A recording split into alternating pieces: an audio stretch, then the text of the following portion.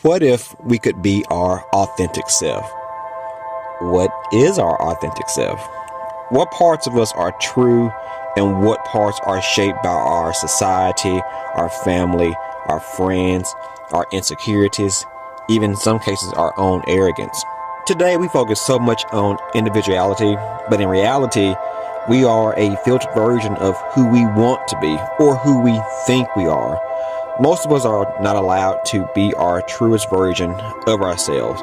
We base our identity on so many silly things like our skin color, our sexuality, how much money we have, what clothes we wear, what job we have, who our family wants us to be, who we think we are based on the media.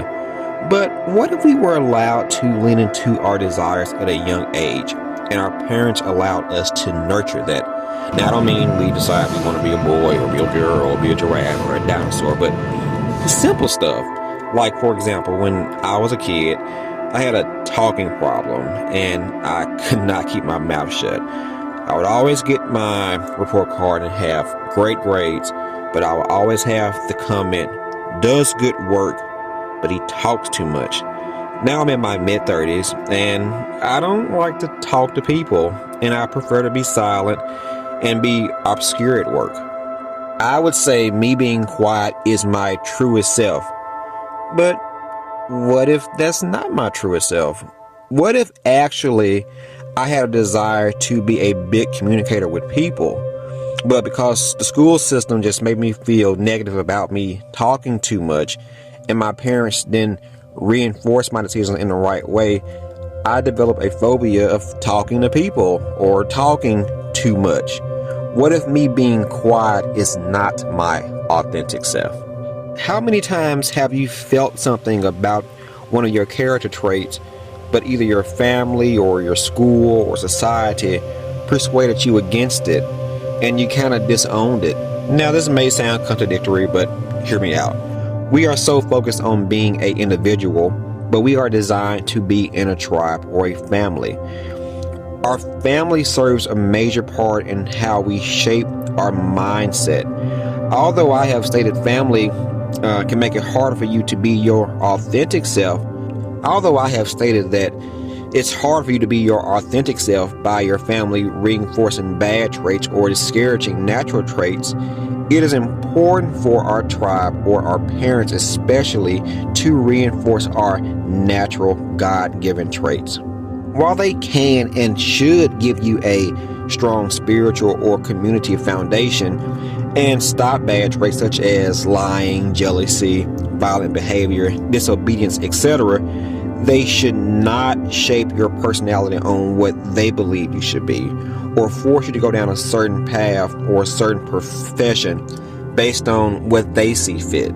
I felt like my parents, my mom in particular, always wanted me to be the second version of my uncle because she admired him so much. But I was not my uncle, and I actually felt like he had many undesirable traits that I don't wish to have.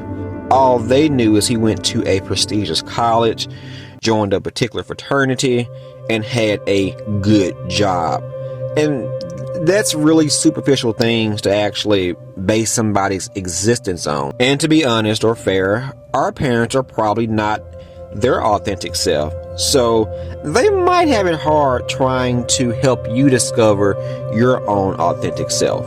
So how do you do this? How do you become your authentic self? First, get a spiritual foundation. Now, I am I'm really against religion, so I'm not talking about just go to church and join a religious cult, but find a deeper understanding of life outside of yourself. Now, while I don't believe in religion, I am a firm believer of the Bible, and that's the best truth that you can get a hold to. I would challenge you to try reading it without the filter of the Christian church, without the filter of society, but just read it as a book, as a story. I guarantee you, if you read it through an unfiltered lens, you will get a better understanding of God and how He created man and woman. After that, Start to question why you do certain things, or why you don't do certain things, or why you have certain beliefs or react to certain situations in a certain way. Why do you dress the way you do? Why do you listen to this certain music? What interests you in particular? Question all aspects of yourself to find a deeper meaning behind it. There is usually a reason for everything that you do.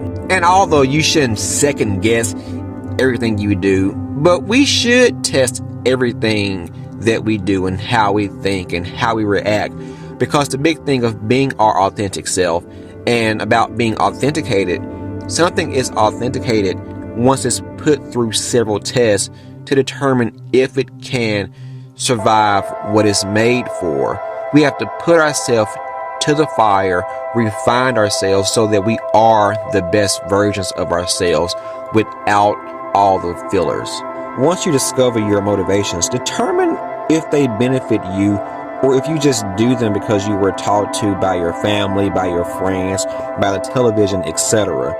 If things don't give you a positive purpose, drop them. If you do certain things based on someone or something else, find out if you personally agree with that. Now, this is no finish line process.